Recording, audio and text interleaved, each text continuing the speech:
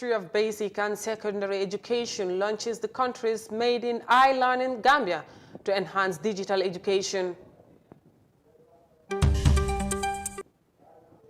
A 20-year-old Kenyan has developed a mini hydropower plant to supply electricity at no cost for his community.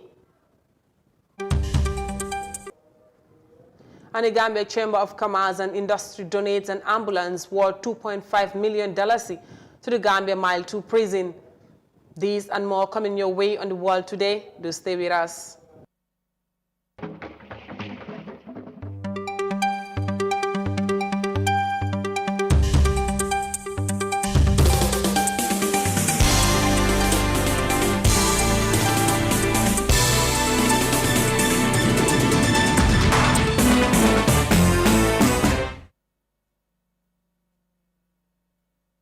Good evening, viewers. You're watching The World Today newscast with me, Sohna Tunkara, here on Africa TV.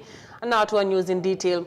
The Ministry of Basic and Secondary Education has on Wednesday launched the first ever Island Gambia, a new era in the country's educational sector. The platform seeks to provide students with the opportunity to have access to fair and quality education so as to recover from the devastating impact brought by COVID-19 on the education sector.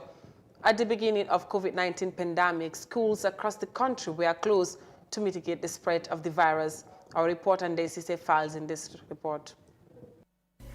The Island Gambia is a 24-hour online distance learning platform that seeks to promote and enhance access to equitable and quality education for everyone in the country.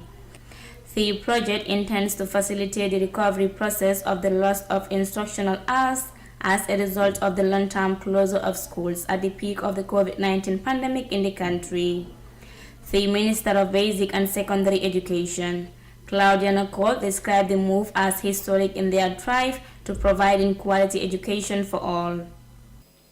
This is one of the flagship initiatives undertaken by my ministry in response to our Digital Education Action Plan as enshrined in the Education Policy of 2016 to 2030.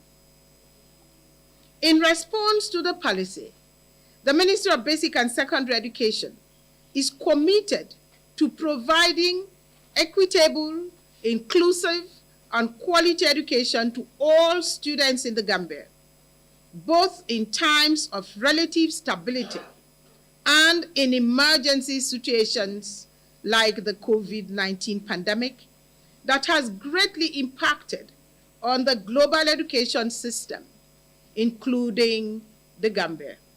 The Minister of Information and Communication, Infrastructure, Ibrahim Asila, pledged his ministry's partnership and support in the process of digitalizing the academic sector.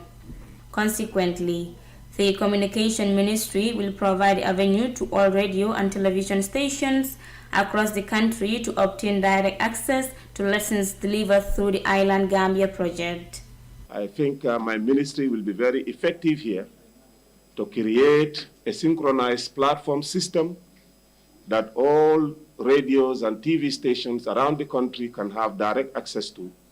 And all what the MOPSI will do is just to upload this content on that platform, and it is digitally delivered to all the collaborators so that you don't have to have the opportunity of delivering this content face to face. If Flores Mendy, a software engineer who was part of the brains behind the Island Gambia technology, highlighted some of the routes taken to arrive at the launching. Some of the challenges are, we have, it's not like one man show, you understand? So this is something that has to be, nationwide. And in that case, you need to be very careful when developing such a platform. So, you need to consult XYZ when it comes to this. You need to consult this individual when it comes to this. So all those things were challenges. But at the end of the day, they were able to come together and we delivered it, yeah. Since the outbreak of the COVID-19 pandemic, Gambia has been in search of a feasible continuation of teaching and learning from physical grounds to different online platforms.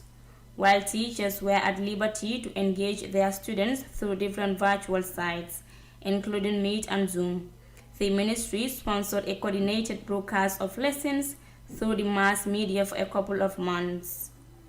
With the latest project, it is highly anticipated that with the gap of access to quality education between students in rural settings and their mates in the urban areas might be closed with the second phase of the Island Gambia in a complete offline version. As of the launching date, up to 100 video lessons have been uploaded on the Island Gambia platform, with more learning materials in the pipeline. Reporting for iAfrica News, I am Daisy. Gambia set to stretch on digital education. Now, from that report by Ndai Cisse, we move on to politics, where the Administrative Secretary of the National People's Party, Mambanjik Njai, said the party is not against diaspora voting. Speaking to iAfrica TV, Mambanjik said NPP wants the voting to be across the board if people are agitating for the participation of the diaspora. Amindao tells us more. Gambians living abroad are anticipating to take part in the next general elections for the first time in history. However, the people of the diaspora have raised concerns after the IEC released its latest electoral calendar without specifically indicating when they will register. Recently, the Minister of Finance and Economic Affairs, Mamburin Njai, announced to members of the parliament that the government did not cater for any budget to sustain the cost of participation for diaspora Gambians in the forthcoming elections. Mambanjik Njai, the Administrative Secretary of the National People's Party, said the party is not against the diaspora voting but should be done across the board. But as far as we know, we have our chapters all over the place, in America, in Europe, and in Africa. But what I do not agree with is people thinking that the diaspora is only limited to America and Europe. Those in Senegal, those in Mali, those in Guinea, those in the African continent, they are also diasporans. So if we are agitating for diaspora vote, then it has to be across the board. For us, we are not against diaspora voting, but it has to be across the board. That's what we are saying. You cannot treat some diasporans more importantly than the others. Mr. Njai also highlighted the preparedness of their party in the December 2021 presidential elections. We are really prepared now to go into the December 4th elections, hopefully, and with a lot of inspiration to win the elections. In fact, very soon, inshallah, people will realize that we are up for business. Despite living away from the Gambia, some Gambian citizens submitted that they are desirous of actively participating in the governance of the country, either in their own rights or in associations with other Gambians. They also demanded to be eligible to the executive organs of the parties they wish to form or join. Reporting for iAfrica News, I am Amindao.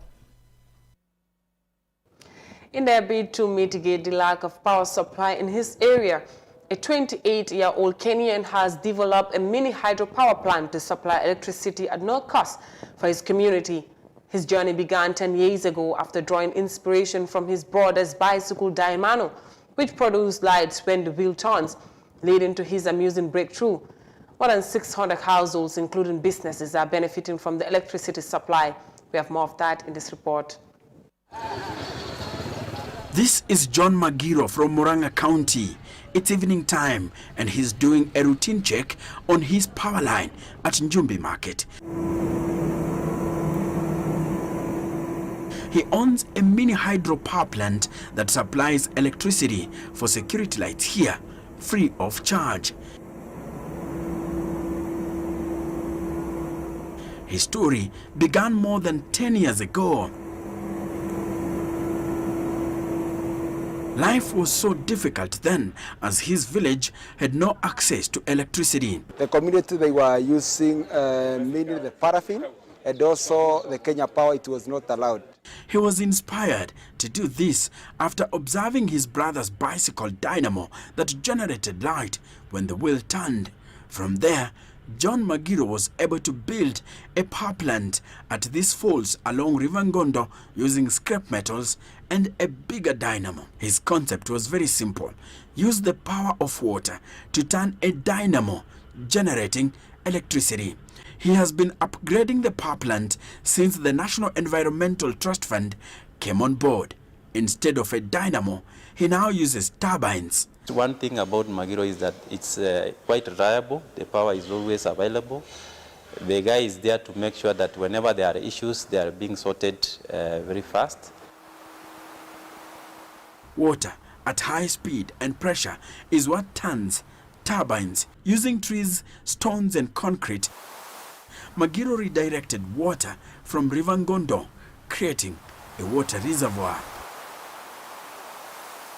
Also, the reservoir make the head of the hydropower to be a bit higher. Now, when water runs through this giant pipe, it gathers pace and gains pressure. As it passes through turbine runners located in the power station, each runner rotates, producing mechanical energy. It's then passed through an electrical generator, which is connected on a shaft.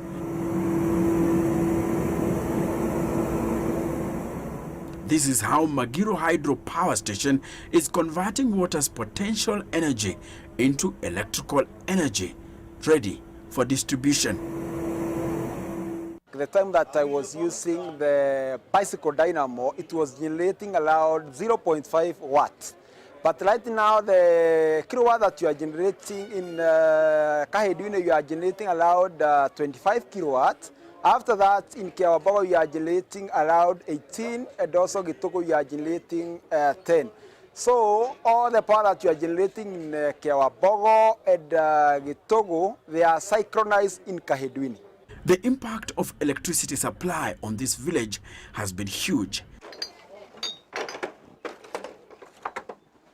John Kinywa operates a shop at Njumbi Shopping Center. He says Magiro Power has helped his business a great deal. I use it for lighting my shop, power my radio, phone, and weighing machine. It doesn't have many power blackouts. Currently, over 650 households in Magiro's village are connected to his power plant, but the 28-year-old is planning to expand and connect even more villages to his power grid.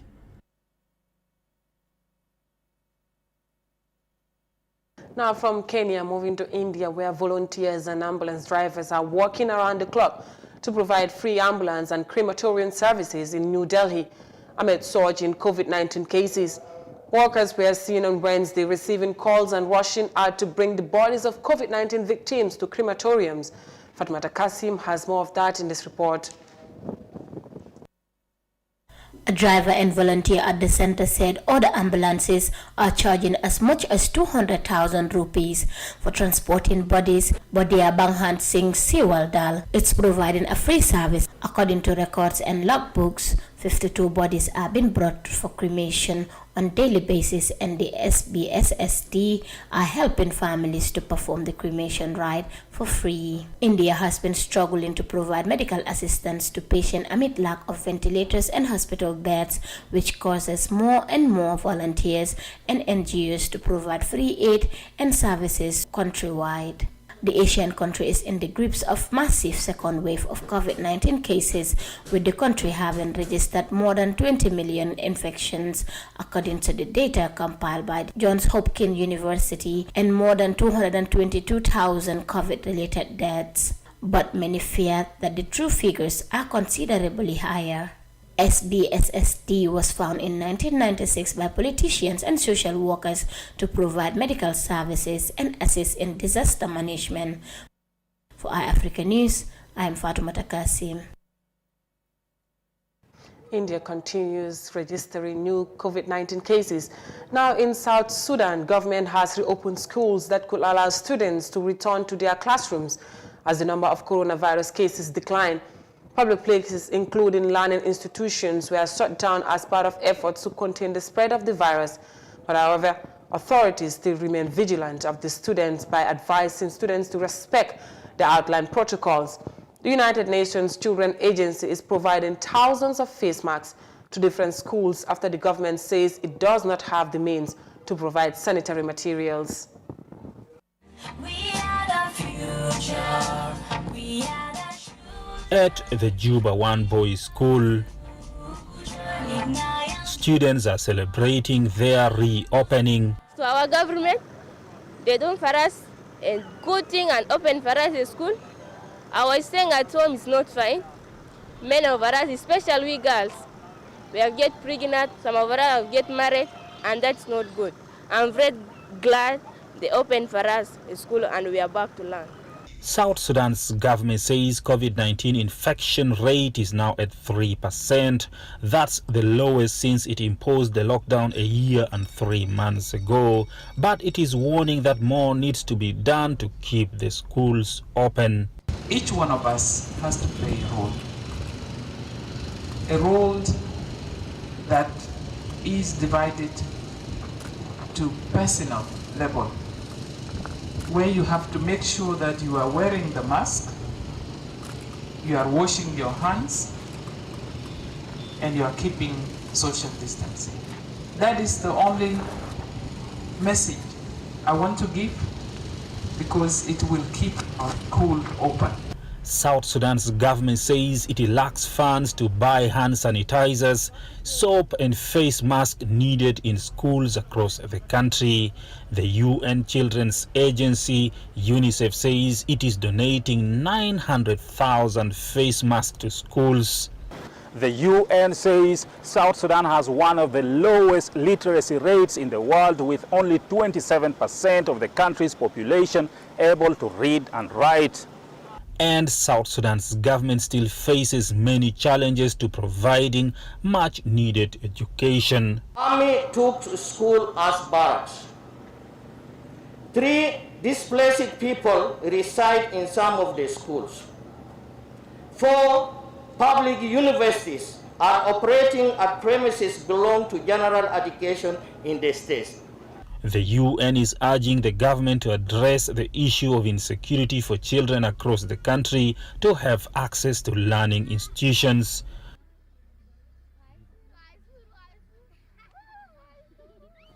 We will now go with a short commercial break and the news continues. Stay tuned. The pride we take in our brand, the work we put into constantly change the landscape and elevate real estate in the Gambia, it's compared to none. From inception, our goal was to add value to the beautiful Gambian landscape. That's why we are proud innovators of community estates. Kololi Sands is an exceptional piece of work, tailored for ultimate convenience and luxury, to bring you an element of finesse that is rare but unique in its own. This is also our pride and joy, and we welcome you to the exquisite beauty right here in Kololi and right here on the waterfront. Kololi Sands, feel the ocean breeze at your doorstep.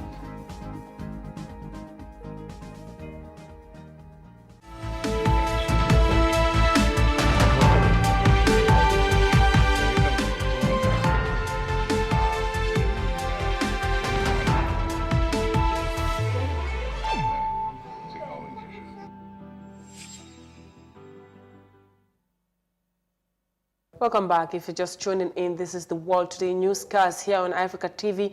And to our remaining stories, the Gambia Chamber of Commerce and Industry has on Wednesday donated an ambulance worth $2.5 million with fuel coupon worth $100,000 to the Gambia Prison Service. The gesture, according to GCCI, is part of efforts meant to promote and institute a platform of genuine reform in the prison service and the rule of law. Binta Jala was at the ceremony and she now reports. After decades of neglect and misuse, the infrastructure and assets of the prison service are in a state of dilapidation. Some say in order to improve inmate care, the prison service must invest in infrastructure, assets, and asset management. The Mile 2 prison has over the years lacked proper medical center and ambulances. GCCI has, however, stepped up to provide the country's main correctional center with an ambulance worth $2.5 million. The Deputy Director General of Gambia Prison Services, Modu Yaju, described GCCI's intervention as timely. adding that it will help in improving a better health services for over 400 inmates. Currently, there are no ambulances in Joson Prison Camp and Janjambure, whilst Mile 2 has an old one. The old ambulance in Mile 2 prisons is overburdened and pressures of providing paramedic services to both Mile 2 and Joson prisons. Therefore, the acquisition for an ambulance for the prison is long overdue and will go a long way in improving the provision of health services to the prisons. The president of GCCI, Idrissa Mas Diop, outlined the purpose of the donation. At the onset of the COVID-19 pandemic, GCCI realized that our prisons, together with the hospitals, are the worst and most vulnerable places in the country. Hence, in the spirit of true generosity, we focused our material and financial contribution to helping these two institutions. Our efforts were directed not only to regulate the distress and provide the much-needed relief in times of confusion and uncertainty. Our efforts were meant to promote and institute a platform of genuine reform in the prison system and rule of law. According to him, prisons are not isolated from the society and prison health is public health. He added that the ambulance will further strengthen the agenda of equivalence of healthcare, saying that the right to health is a principle that applies to all prisoners who are entitled to receive the same quality of medical care that is available in the community. The vast majority of people committed to prison and the prison guards and their families interact continuously, making prisons the reservoirs of the seas. Gambia's Central Prison has never been a high-standard correctional center, but many argued that things became worse under the 22 years rule of former President Yahya Jammeh. Mile 2 was built by the British colonists in 1920 in a swampy area infested with mosquitoes and mangroves. Situated along the Banjul Highway, the prison has 3 areas: security wing, main yard, and main wing. For iAfrica News, Pinta Jallow. Now on to our last story. The executive director of Gambia Participate, Mar Nyang, has commented on the verdict of the Supreme Court of the Gambia that declined the 54.4 million loan scheme for parliamentarians as unconstitutional. The ruling came after the Gambia Participate and the Center for Research and Policy Development filed a legal suit against the National Assembly.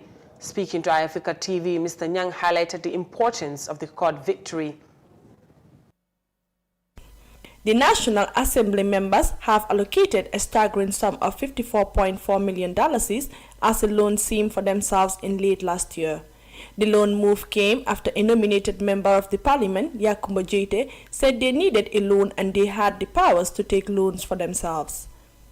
In January 2021, the Gambia Participate and Center for Research and Policy Development filed a lawsuit against the National Assembly, demanding that the highest court of the land issue an order that prevent parliamentarians from pocketing the loan of $54.4 million they appropriated in the 2021 national spending. The Supreme Court on Tuesday ruled that the lawmakers violated the Constitution for allocating the loan scheme for themselves. Mar Nyang, the executive director of the Gambia Participate, said they are grateful that the Supreme Court fulfilled their wishes. And one of our prayers that we prayed for at the Supreme Court was for the Supreme Court to declare the action of the National Assembly unconstitutional, number one. Also, to strike away the $54.4 million from the budget of the National Assembly, among others. And today, we are thankful that the Supreme Court answers our prayers or granted our prayers. And they have ruled that any staff or member of the parliament that have used this amount of money should the government should recover this amount of money, and the 54.4 million should be struck away from the 2021 national budget. And then also their action is also unconstitutional. Nyang said they will keep taking actions if any of the arms of the government want to violate the laws. And we are governed by a law. We are not saying that the parliaments are not subject to have any allowance or the likes, but any action. And this is not only for parliament, like I said, this is for our democracy. And this is one of the cases, or one of the many cases that we were activating. We are watching, we are monitoring the executive, the National Assembly, any of these two arms of government that contravene or violate the laws of the country, we will have to take action. Because we have been demonstrating under the hot sun, we've been calling, we've been attacked at some point verbally, and in the past physically. But now we have worked towards getting all the way here. We are not turning back to where we come from. And as a result, we cannot elect officials that keeps on violating our laws. Matt added that they are with the belief that the wealth of the country should be spent in accordance with the law in any way or form. But to go back to this case, we believe that the national purse of the country should be protected. We also believe the wealth of the country should not be mismanaged. And in any way or form that this amount of this wealth of the country is supposed to be expended, it has to be done in accordance of the law. That's why we have a law that guides how our wealth are collected and how they are expended. So lawmakers are expected not to break law. If you are making law, do not break the law. In December 2020, less than 2 years before the end of their legislature, Gambian lawmakers raised anger and concern among citizens when they decided to allocate the said sum of the approved annual estimates of revenue and expenditure for the year 2021. Reporting for iAfrica News, I am Amindao. That was all on the World Today newscast. For more national stories, catch up with Mariama Cham on Gambia 24 at 2000 hours. Have a nice evening.